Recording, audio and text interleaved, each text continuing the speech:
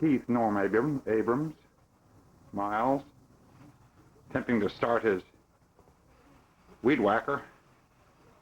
In any event, we started this yesterday. You'll see from the date it's March 7th today. We started yesterday, started tearing down all the ceiling in the garage.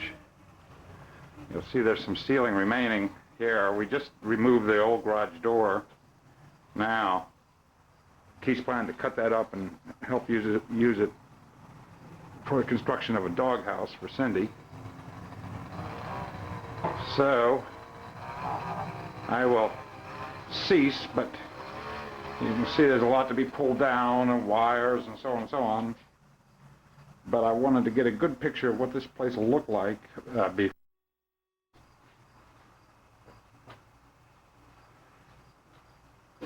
And then we'll keep you caught up with each adventure. And here comes Keith Norm Abrams, our master apprentice. Right. This job could not go forward without a large supply of sunflower seeds, right? Right. How about a good spit out of the wads there? Yes. Let's zoom in and see the brand we have here. David, sunflower seeds. Okay. Here we are. We're down in the old garage project. Here we have some action photos of tiles being ripped out of the ceiling. Look at that action. What action? Okay. Camera. Oh, I am recording. Sorry about that. So here it is, Woodstock Sunday, Woodstock 2 Sunday. Going to capture the ongoing project. What we've done today is rented a jackhammer. And what? And Norm Abrams over there is, there he is, with a jackhammer. Anyway, what we're doing is we're trenching all the way around so I can put in like a French drain pipe over to a sump pit that I'm putting in, which will be right over in that corner. Time for demo.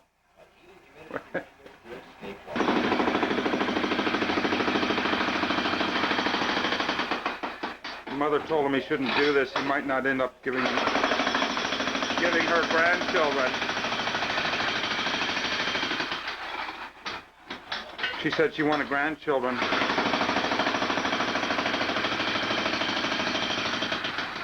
It was okay if I did it.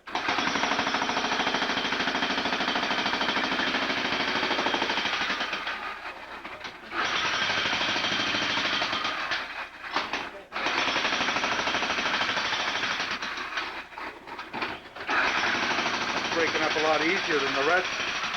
That's breaking up a lot easier than the rest did. I think it got wetter there, and so the concrete is maybe deteriorating. As you can see from the date, a few weeks have passed. We took last weekend off. Dad and Toby were down, so we were all lazy. But Keith did a lot of digging, dug out the trenches. So they've all been dug. A lot of digging on Keith's part.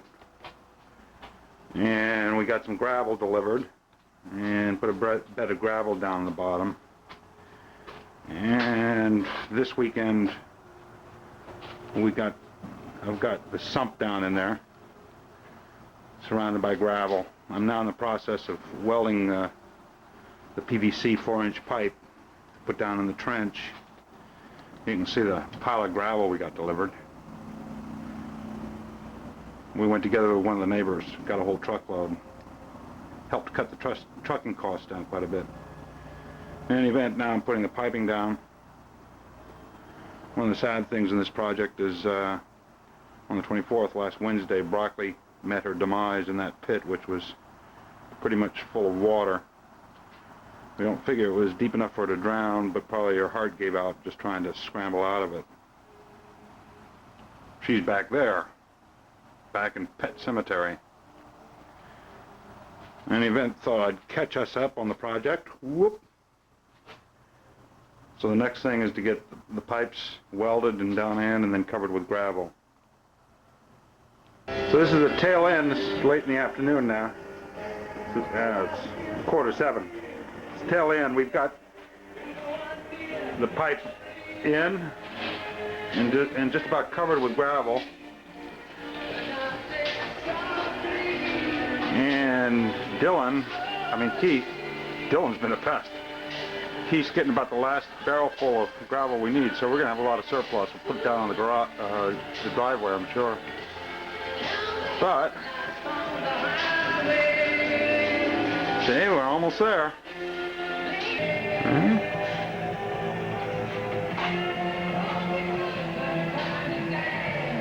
Yep. Just want to take that before we had it completely covered. Okay, here we are in the project area of the room. It's September 3rd, and this is what we've done so far on the concrete filling process of the trench. And there. Now, if you'll come down towards this end, this is where we started today. And we've mixed 14 bags then? 14 bags. 14 and 8, 22. Well, 14 bags today, Oh, yeah. but from this point, 8 bags did it from the wall. Alright, and at the moment, we've mixed the last of our concrete. Here's Mark the Mason smoothing out his concrete here to a professional quality. Over here is our sump pump, which collected gallons of water at the last rainfall. Wow. We don't know if it works. Yeah, we're not sure, but there's no water inside. And here's our mixing trough. Well, that's about it. That's about it for this go around. Yep. Date, the last time that we caught up on the progress of this project was September 3rd, so this is now about, 5 weeks later. And a fair amount has been accomplished, although it's been slow going. You can see it got kind of 4 courses of cinder blocks put in across the garage door. All of the cement work for the sump system is finished, and the sump installed, and collecting water. So eventually I'll have a PVC pipe coming up and going right out through there, and it will go out and empty over into the French drain in front of the garage. But that's all completed. I just took the lid off for showing it. And additionally, I've removed an electrical line that went from the door over there all the way along, and it sagged down. I don't know if you remember from earlier pictures, and came over here to a box up here. It looked like a spider web, so I pulled all that, which was all aluminum clad cable, and ran a new line which comes down the wall, will go underneath the subfloor, up the wall and back through that hole and all the way over to the box. And I put a new box in there and got it tidied up, and it's a lot safer now and so on. Additionally, I've rerouted the hot and cold water pipes, which used to just hang along the ceiling here and went straight over and through there. So I've rerouted them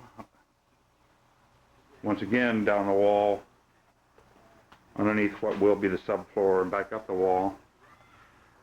And last weekend I completed the gas pipes, which is the one on the left there. Lots of pipe dope and so on. Had a lot of problem with that because of the length. I had to get a special fixture in the middle, which is called a union, which actually threads both ways and expands.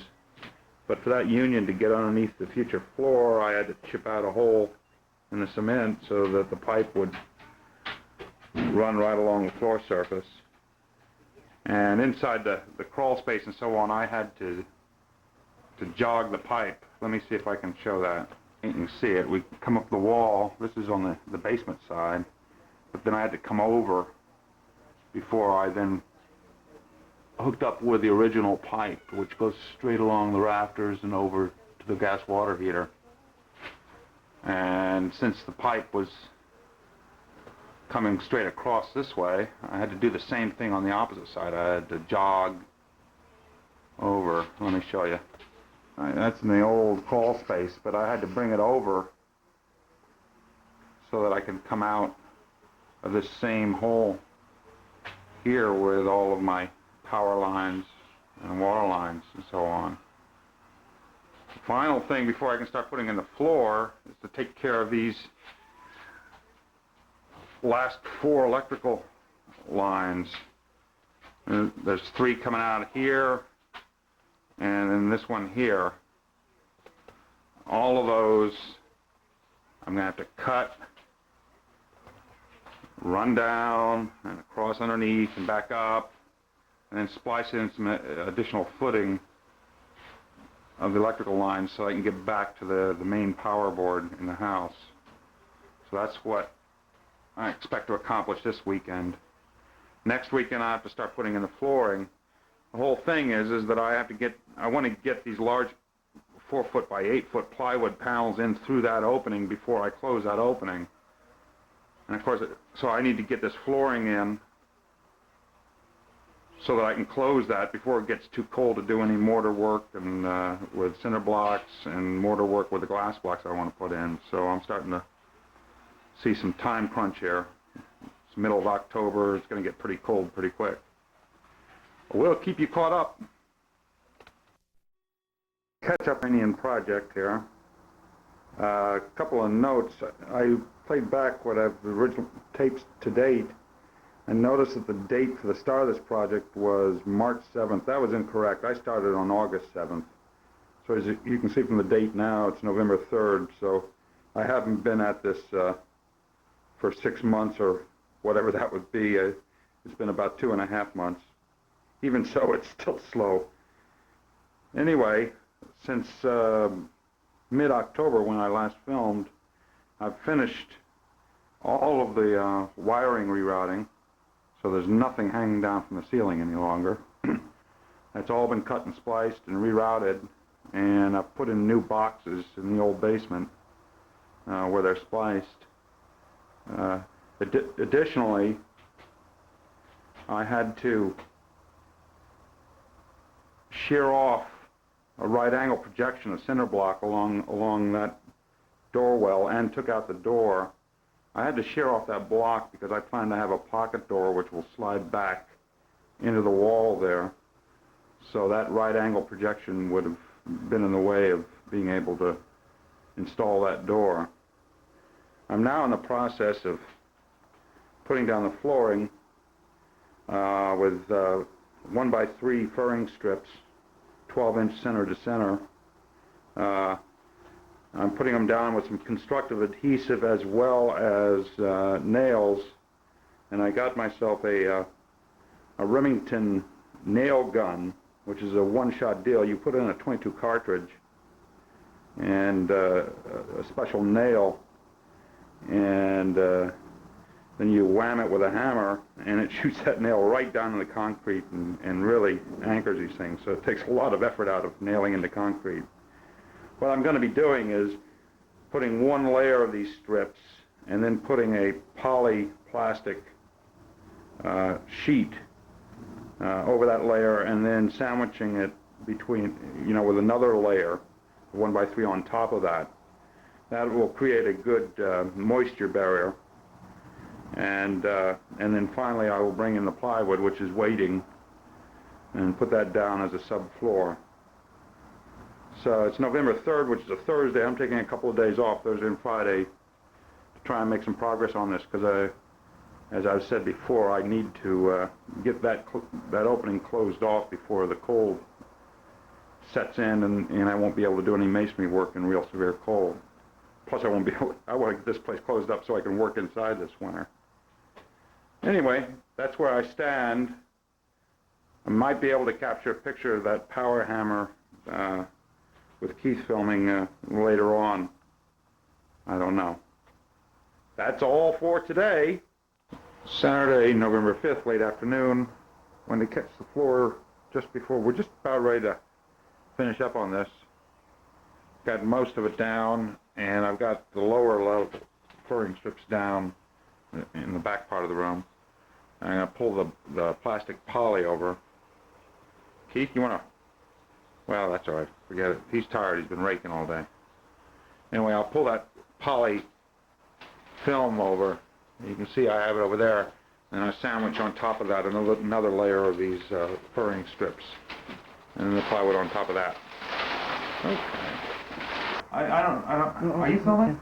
Okay, well, what I want to show you is, I mentioned this gun before. And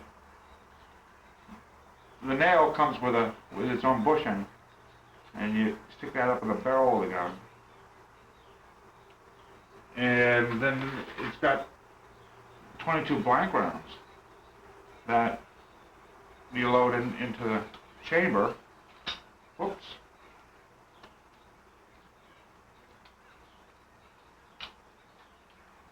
That's not loading.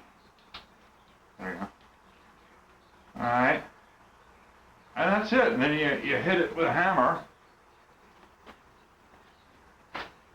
Give it a good blast. And this goes right down into the concrete. This is how. That's it. Sometimes you have to seat them. Like this one has to be seated a little bit.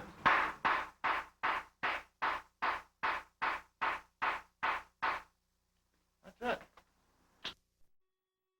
A date. Some more time has passed. Another month. It's catch-up time. The floor has now all been completed. And it's down, and I've moved on to now closing up the opening. I had to put another course of cinder blocks up, and then I found that the height, once I framed in, was going to fall in between a full block and a half block, so I couldn't use yet another course of cinder blocks. So what I had to do is I put a form up on top of the blocks and poured it to the exact height I needed, which is that level there. And I've framed in the window opening with 1x10 pine, exact opening, and I've started putting in my glass blocks. Glass blocks are 8-inch square, 4-inch thick, and when through there will be 4 courses of 12 blocks, and they go in with spacers almost like floor tiles, and the spacers will stay inside the mortar so you don't even see them. So I hope to finish that up today. As you can see from the date, it's December 4th, but it's supposed to be in the 60s. I don't think I have too many more warm days to be able to do this mortar work. Once I've finished that, I'm going to run a shunt from the heat line way over on the opposite side of the crawl space and bring it over and out this hole here. Ultimately, that'll be the heat feed for the room, plus one coming from the furnace in the old part of the house, and that'll come out on that side. Once done with that, it's time to start studding in the walls. But at least I'll have it closed up and be warm in here when I'm working in the winter. That's all for now.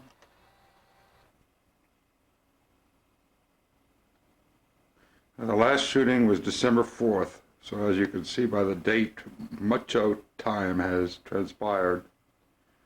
And some stuff has been accomplished. Most of December was sort of written off with the holidays and so on, but and then I didn't really get back into it until like mid-January, and here we are in mid-April, so on. But as you can see, the glass blocks were completed, and they've really warmed up the room. Of course, it's April now, it's fairly warm out anyway. It was close to 70 yesterday. But anyway, that's completed. It has been completed for quite a while. In fact, that was completed in mid-December. Place is sort of a mess right now, but I put a lid over the sump, which is down underneath in there, and put some special pull latches so that they recess and they can be under carpeting or future flooring. As you can see, I've started studying in. I started with this wall over here, and this wall was fairly troublesome to stud in because I had to work around these projections of ducts, heating ducts that are going up to various areas in the first floor. So I just couldn't do a straight header all the way along. You can see there as well. And down at the end, I've installed the pocket door, which I was talking about before. And that's not in its completed stage yet. I'm going to have to put a pull on the end of it. But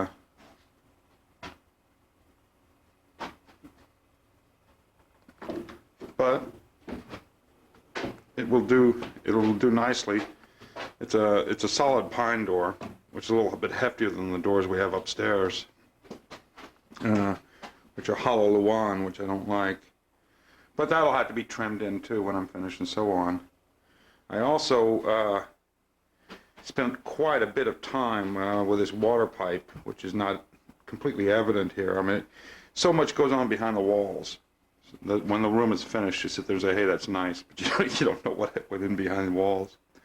The problem is that right there is the main water entry into the house, and it had a shut-off valve that stuck out into the room almost a foot. And to be able to put a finished wall there, I had to change the fittings down there, and so I bought what I thought was necessary and so on, and went to Free Acres and got the main shut-off thing to shut out the water, shut off the house water out in front of the house, out in the front yard. And it came in and drained the system, took the fitting off, and said, okay, I can put in some new copper piping. And the whole idea was that I really didn't need a shut-off valve there anyway. And what I wanted to do was install one, which I did, right up here. Easy to get to. It shuts off the water to the house, short of the water that's in the pipe right here, but that doesn't pose a problem. Anyway, well, it turns out the fitting was like a 1935 fitting kind of a thing. Home Depot didn't have it. I had the whole thing broken down, all the pipes out and so on, only to find out that the fittings that I'd gotten wouldn't fit. The piping coming into the house was a flared copper pipe with a screw fitting, screw coupling, which went on to this fitting, or a fitting similar to this. You can see the screw, the nut screw there. And so I went down to Home Depot like late Sunday afternoon, said, oh my God, I don't have the right fitting. And turns out this is not the kind of fitting you're going to get any old hardware store. And so I had to come home and then reassemble all the water system, all the pipes, resolder them and all that, so we'd have water that night and could take showers in the morning. And then the following day, I ended up in some ma and pa plumbing supply place. They look like they'd been in business for 90 years and so on, and dust all over the place. But they had fittings that went back to this strange size and 1930s and so on. So I put that in and cut new piping and all that. This pipe goes over. I cut holes in the studding, as you can see, so that it'll all be recessed behind the wall. And then it goes up in there, makes a turn. Well, I got this all installed. And the other part of it too was that this came over and then came along the wall and then went up. Whoops. Went up to here. So there was a pipe that came out of there and came down the wall and went over to all that, to the previous plumbing work there. Well, that pipe went straight through space, in the crawl space. And it's not going to be light enough to see what I did. I'll have to eliminate that. So I didn't want to mess with that over on this wall either, so I eliminated that and sent the pipe up here, so that now that pipe goes through the crawl space along the wall and hugs the wall and goes down the opposite corner and comes out. And ultimately what it does is it feeds an outdoor faucet. Anyway, I got all that done and in, thought I was fine, went to bed, and next morning there was puddles of water because the elbow, the 90-degree elbow up in there was leaking. So I went and got some pipe dope, some special pipe epoxy that the plumbers use and all that, and went through 3 iterations of draining the system, putting the stuff on, letting it harden, going out the front yard, shutting off the main water, breaking the sweat down here, draining the water out, putting this epoxy on, waiting for several hours, reclosing the joint down there, going back out, turning on the water. I went through 3 iterations, and each time it ended up with fine spray leaks that were going up on the ceiling and so on. So finally I just got disgusted, and I ended up saying, well, that's not going to work. So I cut the pipe there, and I cut it inside there. Actually, this board wasn't in place at that point in time, so I had access, and I could pull up the pipe sort of out to here, and I cut it and ended up discarding the whole elbow and bought a new elbow, which was a threaded elbow, not a sweat elbow, and then ended up just sweating it there and sweating it down here where I could get at it, and that seemed to resolve the leak. But boy, that was a pain in the neck. That was several days of fussing with that. Several days, and then the water being off and all that, so it was a real inconvenience to the household as well. Anyway, now I'm to the point where I am studying in this wall. I removed the windows from there. I'm studying in this wall. I'm going to be putting this insulation up between that 2 by 10. I'll put the insulation in before I end up putting the furring strips up there, the studs up there with a header, so get some insulation up in there. And I will get down to this end, and I will be putting in another pocket door down here, similar to the one on the opposite corner. So things are moving along ever so slowly. Betty, I'm sure, thinks it's waiting for Godot, but it doesn't hurt her to learn how to wait once in a while. And that's all for this catch-up. 3 weeks later, which is a Wednesday and is a cold and drizzly day, a lot's happened since April 19th on our last catch-up. One of the things is it's a rather dark day, but I'm able to film in here because, as you see, I've put in lighting. And I put in 8 cans. All right, the ones on both ends are going to be Frog's Eye, which will wash the walls, and the middle 4 are straight down. But they're on 4 circuits, which are controlled at the far end, as well as by 4 switches in this end.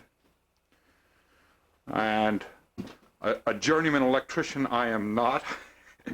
Had problems doing that as well. I was trying to install each line with dimmers at both ends, only to find out that you can't do that. And I was also trying to run the power from the house into that box, so power into the box, and from the box through the lights to the switches. And I struggled with that, and nothing seemed to work. One time I thought I had it right, and this light up here was blinking intermittently, and the other one was dimmed, wasn't as full intensity, and so on.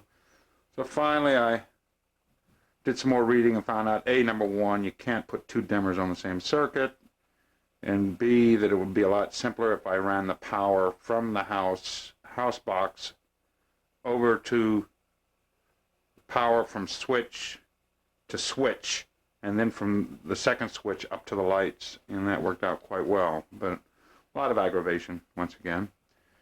You can see that I finished all my studying, and I've put in that pocket door. It too will have to come out and be sealed and so on, and final trimming at some future time. But I've also wired all the outlets, so they're now live, which is nice because I don't have to mess around with long extension cords. I've got these about every 4 feet, so that's very convenient. I've also, I think it was just only yesterday, I did my ducting for the vent to the oil-fired furnace, and I also did finally hooked up the ducting, which is into the forced hot air furnace side of the room. Hold on a second. This is inside the crawl space, so that's all hooked up now over to the main ducting and all that. I mean, I had the ability to do that all winter and I didn't do it.